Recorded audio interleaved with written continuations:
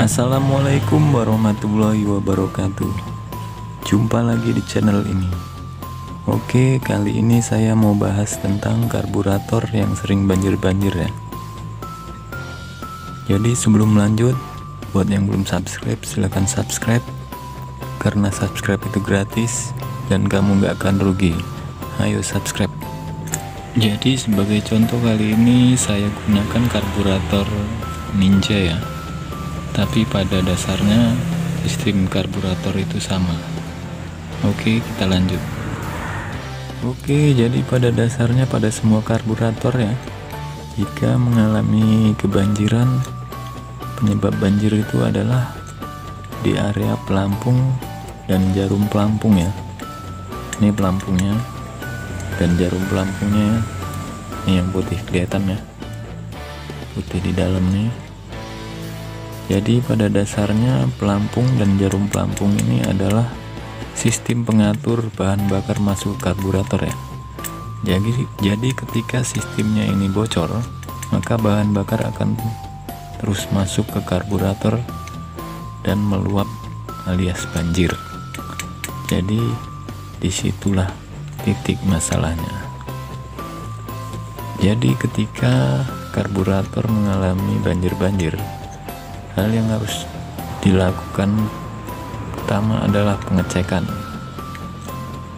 Yang pertama, kotoran yang menempel di area jarum pelampung dan lubang pelampung. Yang kedua, kemungkinan jarum pelampung sudah mengalami keausan.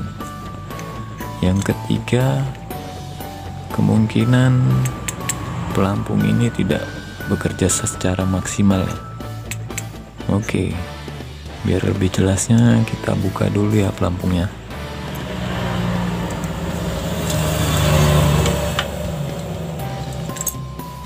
Ini pelampungnya dan ini jarum pelampungnya.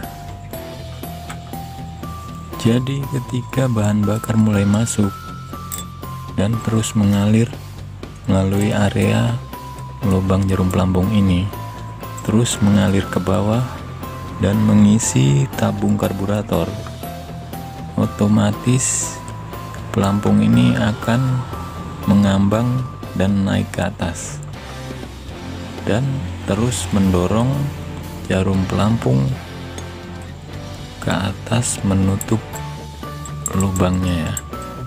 Jadi ketika jarum pelampung bergerak menutup lubangnya, otomatis bahan bakar berhenti mengalir ya, mengalir ke karburator. Ketika jarum pelampung ini mengalami kebocoran, maka bahan bakar akan terus mengalir dan meluap dan menyebabkan banjir.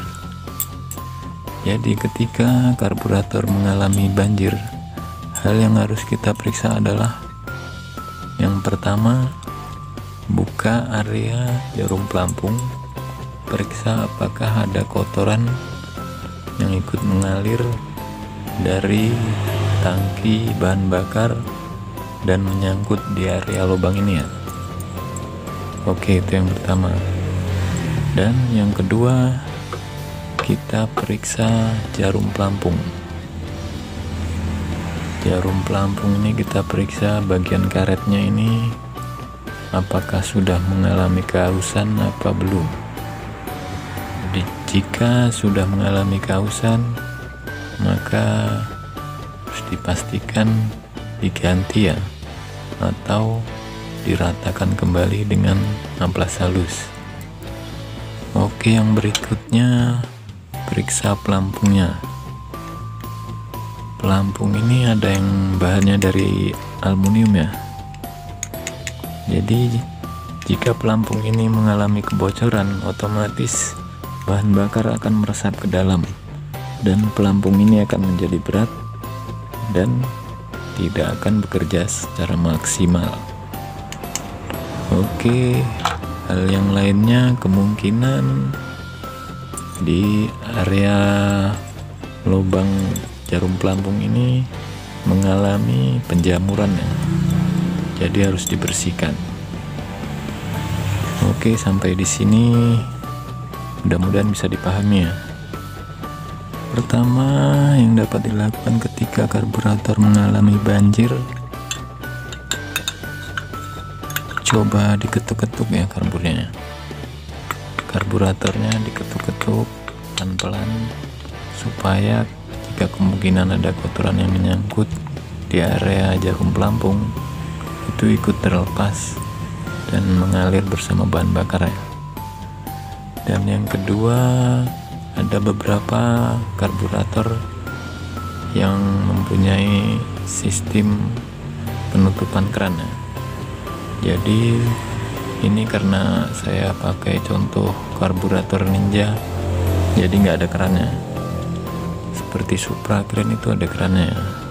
Jadi hal pertama, tutup keran supaya bahan bakar terhenti, dan kemudian hidupkan mesin ya. Hidupkan mesin sampai bahan bakar dalam karburator habis ya, dan maka otomatis mesin akan mati sendiri. Dan setelah itu coba buka keran kembali ya, buka keran kembali agar kotoran yang menyangkut ikut terlepas dan mengalir bersama bahan bakar. Oke, jika karburator tetap mengalami terus kebanjiran, maka sudah dipastikan karburator harus dibongkar dan dilakukan pengecekan seperti tadi ya.